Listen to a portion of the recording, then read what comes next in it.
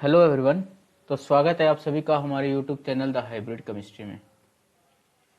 तो आज हम एक नई सीरीज स्टार्ट करने जा रहे हैं जो कि एचपीएससी असिस्टेंट प्रोफेसर केमिस्ट्री के स्क्रीनिंग टेस्ट से रिलेटेड है। इस सीरीज के अंदर हम हर एक वीडियो के अंदर एक नया पेपर लेके आएंगे जो एचपीएससी के द्वारा या फिर यूपी के द्वारा या फिर राजस्थान, दिल्ली, जितनी भी पेपर होते हैं उनको वन बाई वन हम डिस्कस करते जाएंगे। क्योंकि जो मेरा एक्सपीरियंस है वो कहता है कि जो पेपर जो बनता है लिमिटेड क्वेश्चंस होते हैं, उन्हीं में से कोई ना कोई एक या उसी से कंसेप्ट से रिलेटेड कोई ना कोई क्वेश्चंस आपको मिल जाएगा।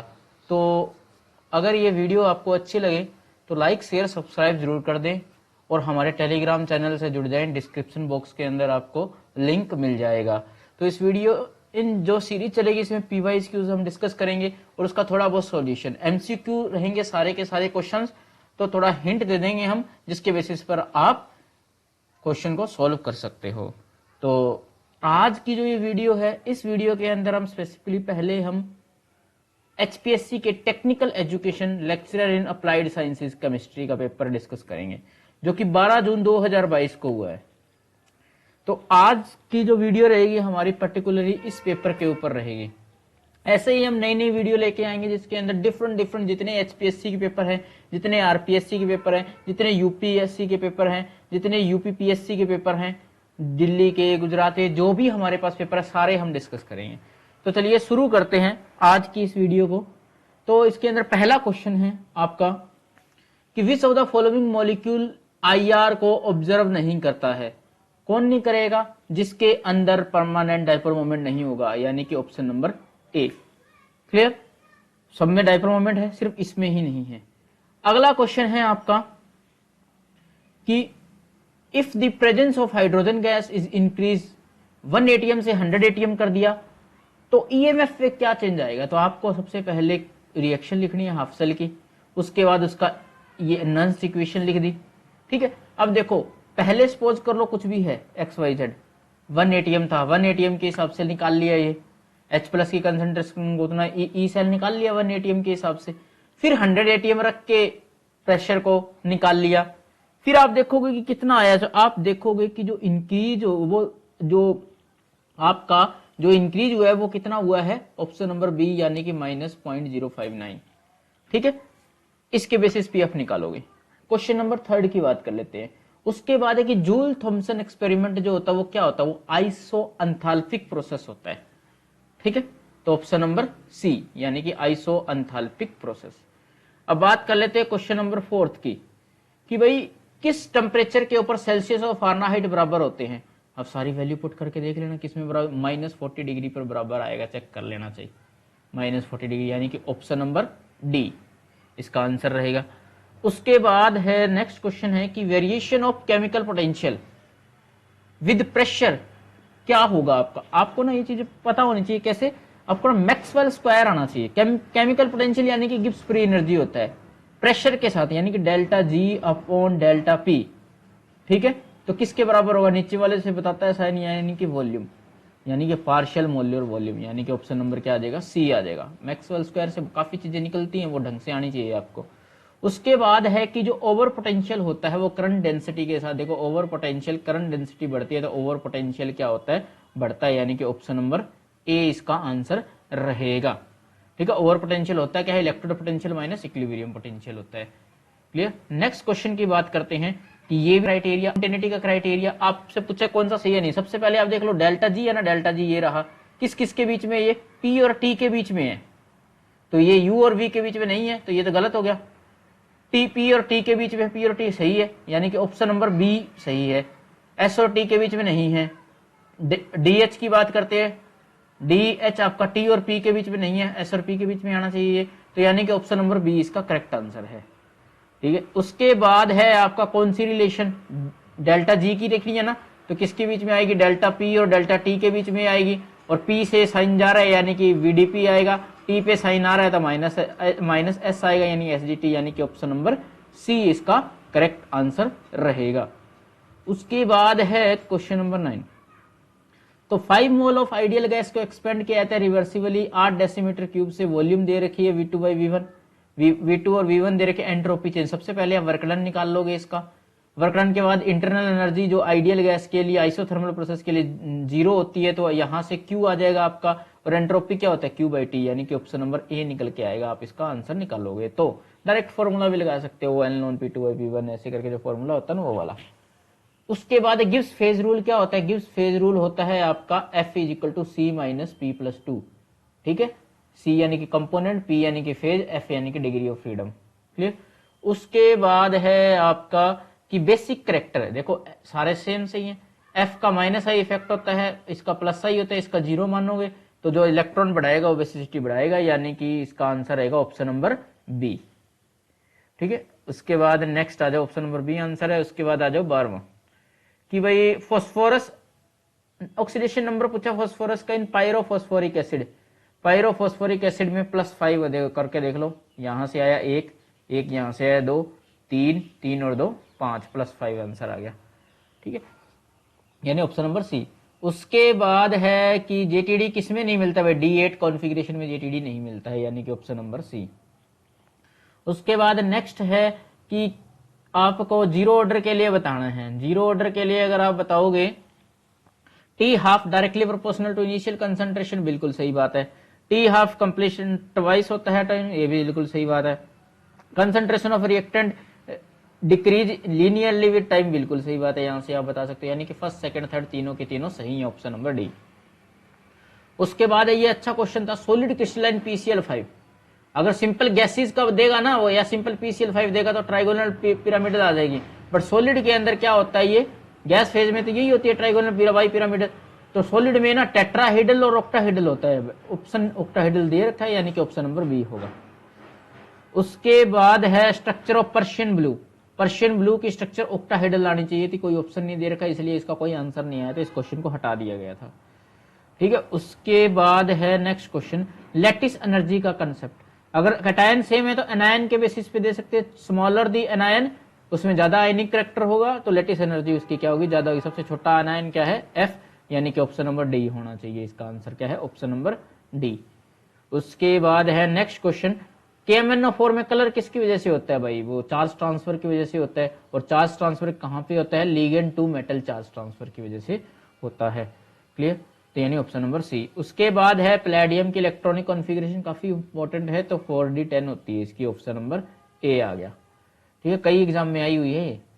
उसके बाद है निकल की ग्राउंड स्टेट टर्म निकालनी है आपको, D8 कॉन्फ़िगरेशन होती है, D8 लिखोगे, फिर L की वैल्यू निकालोगे, S की वैल्यू निकालोगे, तो टर्म आपकी निकल के आएगी 3F निकल के आएगी इसकी। ठीक है, उसके बाद है HF का हाईएस्ट होमो क्या होता है? होमो ये हाईएस्ट ऑक्यूपाइड मॉलिक्यूलर ऑर्बिटल, ये क्या है? नॉन बॉन्डिंग है, यानी कि ऑप्शन नंबर बी है। उसके बाद है इनका कैलकुलेटेड और मैग्नेटिक किसका बराबर होगा? 4F 7 का और 14 वालों का बराबर होता है। 7 और 14 वाले कौन कौन से हैं? वो होगा आपका जो गैडोलिनियम और लुथेशियम। ठीक है, लुटेशियम, यानी कि ऑप्शन नंबर ए आंसर रहेगा इसका। जिगलर नाटा में क्या होता है? लीनियर पॉलीमर बनते हैं। ठीक है, तो इसका आंसर रहेगा ऑप्शन नंबर डी। जिगलर नाटा में क्या होता है? लीनियर वाला, ऑप्शन नंबर डी रहेगा इसका आंसर, इसलिए इसका एडवांटेज होता है। उसके बाद है कि भाई नाइट्रिक एसिड से कौन हो जाएगा भाई? जब आप इलेक्ट्रॉन काउंट कर लोगे, देखो इसमें 18 इलेक्ट्रॉन कॉम्प्लेक्स बन रहा है, तो इसका मतलब ऑप्शन नंबर सी आ जाएगा। ठीक है, उसके बाद आप क्या करोगे? 25 में जो क्वाड्रपल बॉन्डिंग किसमें होती है? रेनियम वाले के अंदर क्वाड्रपल बॉन्डिंग होती है, यानी कि 4 बॉन्ड, तो ऑप्शन नंबर सी हो गया। उसके बाद है इसेंशियल बायोलॉजिकल सेट कौन से हैं? आयरन होता है, मोलिब्डेनम होता है, कॉपर होता है, जिंक होता है, यानी कि ऑप्शन नंबर ए हो गया।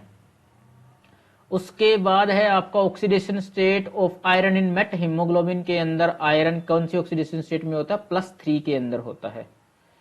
ठीक है, नेक्स्ट क्वेश्चन की बात करते हैं। नेक्स्ट है आपका कि विच of the following is correct sequence for the movement of electron light dependent के अंदर। तो देखो सबसे पहले वाटर से किसमें गया? P60 के अंदर चला गया, फिर P60 से किसके अंदर चला गया? ये P70 के अंदर चला गया, P70 से किसके अंदर चला गया? आगे NAD के, यानी कि ये वाला ऑप्शन नंबर सी आंसर है इसका। ठीक, उसके बाद है आपका कि if a stand for the edge length, ये सबका रेशियो बताना है। सिंपल क्यूबिक बॉडी सेंटर्ड के अंदर, सिंपल क्यूबिक में तो सिंपल क्यूबिक के अंदर तो क्या होता है? कॉर्नर वाले जुड़ते हैं, यानी कि A/2 हो जाएगा। बॉडी सेंटर्ड के अंदर बॉडी वाला टच करता है यानी A√3/4 हो जाएगा, और उसके अंदर फेस सेंटर्ड के अंदर फेस वाला यानी A√2/2 यानी कि ऑप्शन नंबर ए आंसर आ जाएगा। ठीक है, उसके बाद है आपका कि भाई क्रिस्टल के अंदर के किसके डायमेंशन है, ये आप अगर आप क्रिस्टल सिस्टम को ढंग से पढ़ोगे ना तो आपको पता लगे ऑर्थोरोम्बिक के ऑर्थोरोम्बिक के हैं। ठीक है, वो क्यूट अवर मदर करके हम लिखते हैं ना, वैसे भी आप लिख के देख सकते हो। उसके बाद है कि भाई y जो है वो FCC बनाता है, FCC बनाता है यानी कि 4 है y, x है वो 2/3 टेट्राहेड्रल वर्ड में है, तो 4 है तो 8 टेट्राहेड्रल वर्ड, इसका 2/3 यानी कि 16/3, 3 से दोनों जगह मल्टीप्लाई कर दिया 12 और ये 16 आ गया, और इसको फिर 4 से डिवाइड कर दिया 3 और 4 यानी कि x 4 है y 3 है, यानी कि ऑप्शन नंबर डी आ गया। उसके बाद आ जाओ भाई 32, जो fulvene can not be synthesise which of the following method, कौन से वुडवर्ड मेथड से नहीं सिंथेसाइज किया जा सकता, बाकी सबसे सिंथेसाइज किया जा सकता है। उसके बाद आ गया रिएक्शन विच गिव 100% एनेंशियोमेरिक एक्सेस है, जो एनेंशियो सिलेक्टिव होगी तो एनेंशियो स्पेसिफिक होगी वो क्या होगी आपकी 100% एनेंशियो देगी। उसके बाद है सिलिकेट 3D वाला टेक्टो सिलिकेट, ये सारे ना रिपीटेड क्वेश्चन है आरपीएससी के, आप चेक कर लेना, ये सारे के सारे रिपीटेड क्वेश्चन है। उसके बाद है कि भाई वेवलेंथ किसका जिसमें स्प्लिटिंग कम होगी, एनर्जी कम होगी, उसकी वेवलेंथ ज्यादा एनर्जी कम यानी कि लिगेंड के बेसिस पर, तो सबसे कम H2O फिर अमोनिया फिर NO2 यानी कि ऑप्शन नंबर ए। उसके बाद है नंबर ऑफ टर्मिनल, इसकी स्ट्रक्चर बनाओगे आप, इसके अंदर टर्मिनल कितने होते हैं 6 होते हैं, यानी ऑप्शन नंबर सी आ जाएगा। उसके बाद नेक्स्ट क्वेश्चन है आपका, इसके बनाओगे कि पहले क्लोजो निडो और एक्नो क्या आता है, आप देखोगे कि जो आएगा उसके बेसिस पर इसका आंसर निकालना है। इसके अंदर 3 आइसोमर होते हैं। ठीक है, उसके बाद है आपका रेडियस ऑफ लिमिटिंग स्फीयर क्या होती है, रेडियस ऑफ एडवर्ड स्फीयर के अंदर ये होती है 1/λ होती है, लिमिटिंग स्फीयर के अंदर 2/λ होती है। ठीक है, उसके बाद है आपका अल्फा डीके में क्या होता है, अल्फा डीके आप देख रहे हो कि एक 4 से कम होता है यानी कि प्रोटॉन जो है वो न्यूट्रॉन में चेंज हो रहा है। ठीक है, सॉरी प्रोटॉन क्या है, प्रोटॉन 2 से कम हो रहा है, एक अल्फा न्यूक्लियाई निकल रहा है, तो आप देखोगे कि इसके अंदर क्या होता है न्यूट्रॉन से प्रोटॉन रेशो इंक्रीज कर रहा है, क्योंकि न्यूट्रॉन बढ़ते जा रहे हैं प्रोटॉन कम होते जा रहे हैं, तो रेशो क्या होगा इंक्रीज करेगा। ठीक है, इस तरीके से आपका अगला क्वेश्चन बात करें अपन,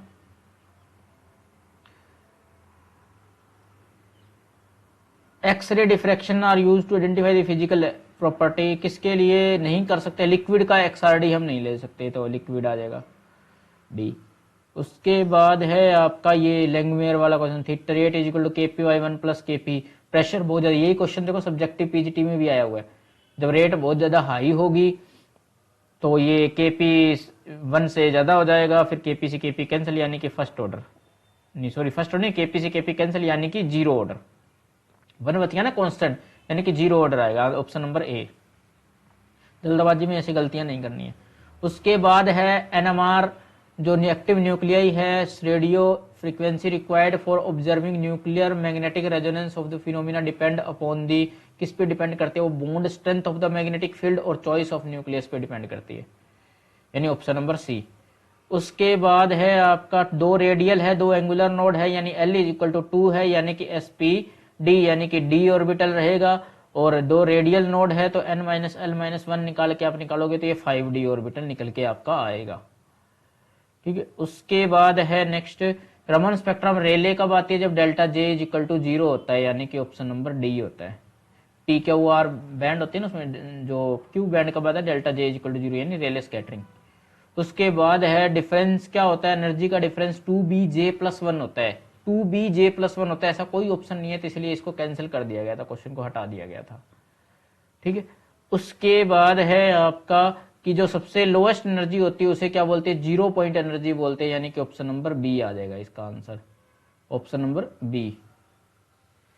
उसके बाद है नेक्स्ट क्वेश्चन है आपका कि टोटल सिमेट्रीज, इसका पॉइंट ग्रुप क्या होता है, इसका पॉइंट ग्रुप C3V होता है, तो पॉइंट ग्रुप से 6 सिमेट्री एलिमेंट होते हैं इसके अंदर, तो ये इसका आंसर निकल के आ जाएगा, 6 सिमेट्री एलिमेंट होते हैं। ठीक है, ऑप्शन नंबर सी। उसके बाद है S4 किसमें होता है भाई, एलिन के अंदर S4 होता है। ठीक, improper axis of rotation.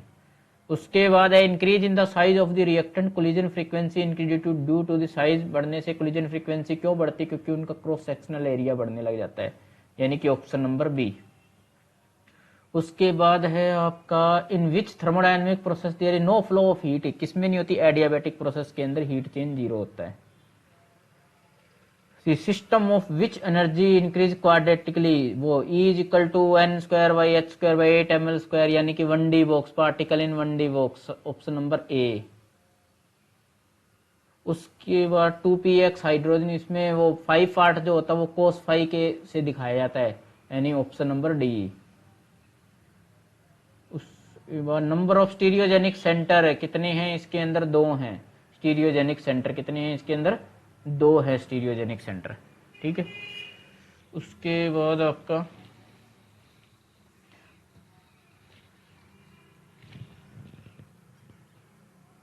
Hammond postulate के बेसिस पर देखो, एक्सोथर्मिक में अर्ली ट्रांजिशन आती है, एंडोथर्मिक में लेट आती है। तो एक्सोथर्मिक में पूछा तो अर्ली ट्रांजिशन, यानी ऑप्शन नंबर ए।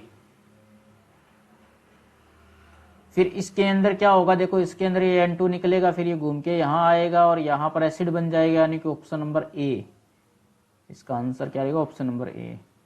Stereo spectroscopic method necessary differentiate singlet और ट्रिपलेट के लिए हम ECR कर लेते हैं, सिंगलेट और ट्रिपलेट कार्बन में डिफरेंशिएट करने के लिए EACR, option number D. Rate determining step Beckman के अंदर क्या होता है, माइग्रेशन ऑफ एंटी ग्रुप होता है। बेकमन रीअरेंजमेंट में माइग्रेशन ऑफ एंटी ग्रुप होता है, वो RDS होता है रिएक्शन का। माइग्रेशन ऑफ अल्काइल ग्रुप किसमें नहीं होता है, कोप रीअरेंजमेंट में माइग्रेशन ऑफ अल्काइल ग्रुप नहीं होता, बाकी सब में होता है। ये उसमें आ गया, क्या बोलते हैं उसको, पेरिसाइक्लिक का रिएक्ट है, ये ODC रूल से लगाओगे, आप देखोगे करके इस तरीके से, ODC रूल से 6 पाई डिसरोटेटरी है ये।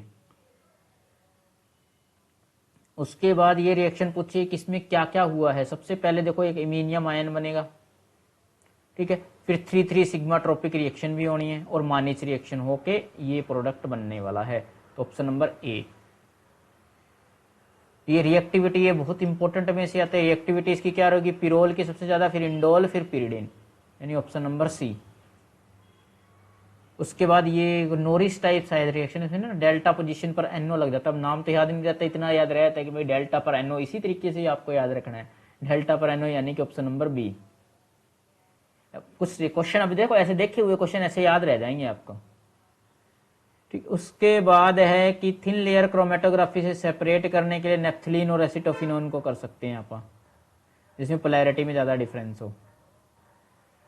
डिग्री ऑफ डीजनरेसी 1 है इसके अंदर भाई, पार्टिकल इन 1D बॉक्स के अंदर डिग्री ऑफ डीजनरेसी 1। उसके बाद है देखो ये दे रखा है आपको उसकी वैल्यू, प्रोबेबिलिटी की वैल्यू दे रखी है C1 स्क्वायर C2 स्क्वायर की। अब यहाँ से C1 C2 की वैल्यू निकाल के आप करोगे, मतलब इसका अंडर रूट लोगे तो ये आंसर आ जाएगा आपको, ऑप्शन नंबर डी। उसके बाद है शॉर्टेस्ट बॉन्ड लेंथ, आप NO का डायग्राम बनाओगे और उसके बेसिस पर शॉर्टेस्ट बॉन्ड लेंथ यानी बॉन्ड ऑर्डर निकाल दोगे, ऑप्शन नंबर बी आएगा इसका आंसर। MO डायग्राम से आंसर करना है इसका। 3D है तो L की वैल्यू 2 है, root L into L plus 1 करके वो करोगे आप, L की वैल्यू 2 है यानी कि 6 रूट H/4 2 पाई, यानी कि option number A. Which of the following is true about the carboxylic acid is formed when aldehyde on replacing hydrogen atom YOH? तो कौन सी स्टेटमेंट इसके लिए करेक्ट है कि जो carbonyl higher stretching frequency of जिप्सन is lowered in the acid, acid के अंदर क्या हो जाएगी, लोअर हो जाएगी स्ट्रेचिंग फ्रीक्वेंसी कार्बोनिल की, ठीक है। तो उसमें कार्बोनिल की एसिड के अंदर कितनी होती है वो आ जाएगी। ट्रू पूछा है इसने भी, कौन सी ट्रू है। उसके बाद है maximum efficiency of heat engine operating, TH higher minus lower करके डिवाइड बाई हायर करोगे तो मैक्सिमम एफिशिएंसी इसकी कुछ अलग आ रही है, इसमें कोई ऑप्शन नहीं था इसलिए कैंसिल कर दिया गया। उसके बाद है following is possible number of distribution, ये ना वो जितना पावर में चली जाती है, यानी 2 की पावर 4 स्टेट है ना, यानी कि 16 आंसर आ जाएगा इसका, ऑप्शन नंबर डी। उसके बाद है enthalpy of mixing, delta acid को NiLnXi वाला फॉर्मूला लगाओगे, enthalpy of mixing option number C आएगा इसका, मैक्सिमम इसी के अंदर आएगी। उसके बाद नेक्स्ट है भाई K दे रखा है आपको, फॉरवर्डिंग का K1 दे रखा है, K2 निकालना है बैकवर्ड का, तो आप ये फॉर्मूला लगा के निकाल सकते हो, ऑप्शन नंबर ए निकल के आएगा आपका। नेक्स्ट क्वेश्चन है, इसमें क्या करना है, पहले रेट लिखना है, फिर स्टडी स्टेट अप्रोक्सीमेशन इसके ऊपर लगा देनी है, तो ऑप्शन नंबर सी निकल के आएगा आपका। उसके बाद है माइक्रो इमल्सन कब बनता है, जब ऑयल इंटरफेशियल टेंशन जब 0 हो जाती है तब माइक्रो इमल्सन बनता है। ये आप स्ट्रक्चर बनाओगे रैकनों की स्ट्रक्चर होती है ऐसी। इसमें बीबीबी बॉन्ड कितने हैं, इसमें 3 बॉन्ड है और बीबी बॉन्ड 2 है और बीएचबी बॉन्ड 3 है। एक ये रहा, तीनों यहाँ रहे। उसके बाद है ये रिएक्शन होने के बाद क्या बनता है, ऑप्शन नंबर ए बनता है आपका। ऑर्गेनोमेटालिक की काफी अच्छे क्वेश्चन आते हैं, नेट के डायरेक्ट क्वेश्चन सही है। NaCl के FCC स्ट्रक्चर है, क्या होता है, Na भी 4 होते हैं, Cl भी 4 होते हैं, 4 होता है ना फॉर्मूला यूनिट इसका। इसके बाद है कार्बोनिल की स्ट्रेचिंग फ्रीक्वेंसी, आपको इसके बेसिस पे देने, जितने ज़्यादा चार्ज के बेसिस पर उतनी कम स्ट्रेचिंग फ्रीक्वेंसी होती है, क्योंकि वो बैक बॉन्डिंग हो जाएगी ना, मेटल टू लिगेंड बॉन्डिंग। ये Fe2+ दोनों के दोनों बॉर्डर लाइन के बीच में आते हैं, ये बॉर्डर लाइन के बीच में आते हैं। एक हार्ड है, सिलिथियम क्या हार्ड है, ये बॉर्डर लाइन के पे होता है Fe वाला। उसके बाद है ऑक्टाहेड्रल कॉम्प्लेक्स इलेक्ट्रॉनिक ट्रांजिशन, क्या होते हैं M1 के अंदर। देखो D5 है, स्पिन क्या होगा, फॉरबिडन होगा, लेपेटो तो फॉरबिडन होना ही होना है, यानी कि ऑप्शन नंबर सी आ जाएगा इसका आंसर। उसके बाद है नेक्स्ट है कि मेटल मोलिब्डेनम कौन से में नहीं होता है, सी कार्बोनिक एनहाइड्रेस के अंदर जिंक होता है शायद तक। 81 हो गया। उसके बाद आइसोमरिक शिफ्ट किसके लिए, F6 के लिए सबसे ज्यादा नेगेटिव होती है, देख लो सबसे ज्यादा नेगेटिव इनमें से। उसके बाद है note correct for the polymeric sulphur nitride के लिए कि भाई does not show any metallic property, ये नॉट करेक्ट है, मेटालिक प्रॉपर्टी शो करता है। इसके बाद है नाइट्रोजन गैस एंड वाटर कब निकलता है, जब रिएक्शन ऑफ N2H4 की ऑक्सीजन के साथ रिएक्शन करे तो नाइट्रोजन और वाटर निकलता है। कि fluorescence is observe at dash wavelength and dash energy then absorption. Fluorescence कब आता है, जब सिंगलेट एक्साइटेड स्टेट से वापस आ जाता है इलेक्ट्रॉन, तो हायर वेवलेंथ पर ऑब्जर्व होता है, लोअर एनर्जी पर ऑब्जर्व होता है फ्लोरोसेंस। जब लॉन्ग्स की डायग्राम से दे सकते हैं। FF ट्रांजिशन कितने होंगे इसके अंदर, 0 होंगे, क्योंकि F इलेक्ट्रॉन ही नहीं होता Cdm+4 में। इसके लिए पूछा है कि BNBr जुड़ेगा तो क्या बनेगा, 2 एनेंशियोमेरिक सब्स्टिट्यूशन लगेंगे, 2 एनेंशियोमेरिक बनेंगे, यानी ऑप्शन नंबर बी। उसके बाद इनका वो स्टेबिलिटी ऑर्डर पूछा है तो सबसे ज्यादा चेयर होती है, फिर ट्विस्ट बोट होती है, फिर बोट, फिर हाफ चेयर होती है, यानी 88 का सी। नेक्स्ट है 89, ये भी रिपीटेड क्वेश्चन है, ये टेट्रा टर्पिनॉइड रिपीटेड है, आरपीएससी का चेक कर लेना, मेरे ही चैनल पे डली हुई वीडियो उसमें भी पता लग जाएगा आपको, रिपीटेड क्वेश्चन है। उसके बाद ये भी देखो, इसमें क्या होता है ना, ये प्लस ऊपर होता है माइनस, इसको ना ऐसे इस वाले को घुमा के सीधा कर लेते हैं, आप इसको घुमा के सीधा कर लेते हैं, फिर इसमें प्लस या माइनस से ऊपर से लगेगा या नीचे से लगेगा, इसके बेसिस पे ट्रिक होती है, इस चीज को आप देख लेना, इस रिएक्शन को, तो ऑप्शन नंबर बी इसका आंसर आएगा। ठीक है, ट्रिक के बेसिस पर कि प्लस है या माइनस है, कैसे लगना है। इसकी ट्रांजिशन स्टेट भी पूछी जा सकती है आपसे, ये भी पूरा ट्रिक के ऊपर क्वेश्चन है, इसका भी ऑप्शन नंबर ए आएगा। ये भी ट्रिक, ये काफी ट्रिक्स हैं, इसको याद करनी पड़ेंगी आपको। उसके बाद है order of enol content, order of enol content आपका ऑप्शन नंबर ए रहेगा, यानी सबसे ज्यादा इनोल कंटेंट इसके अंदर रहेगा, फिर इसके अंदर रहेगा इनोल कंटेंट, फिर इसके अंदर रहेगा और फिर इसके अंदर रहेगा। स्टेबिलिटी से चेक करेंगे ना इनोल कंटेंट को आप। उसके बाद ये भी फ्रैंकलिन मॉडल जो है, एक और मॉडल है इसका, क्रैम्स मॉडल है, ऐसे काफी मॉडल है, वो मॉडल आपको पढ़ने पड़ेंगे, उसके बेसिस पर इसके आंसर निकलोगे तो ऑप्शन नंबर ए निकल के आएगा इसका आंसर। 94 की बात करें तो, अगर आप बात करें 94 के अंदर क्या होने वाला है, इस रिएक्शंस को कंप्लीट करेंगे तो ये इनोलेट अल्काइलेशन है एंड माइकल एडिशन है, तो ये बन के आएगा। ये नेट से उठाए हुए, नेट और गेट के क्वेश्चन है डायरेक्ट।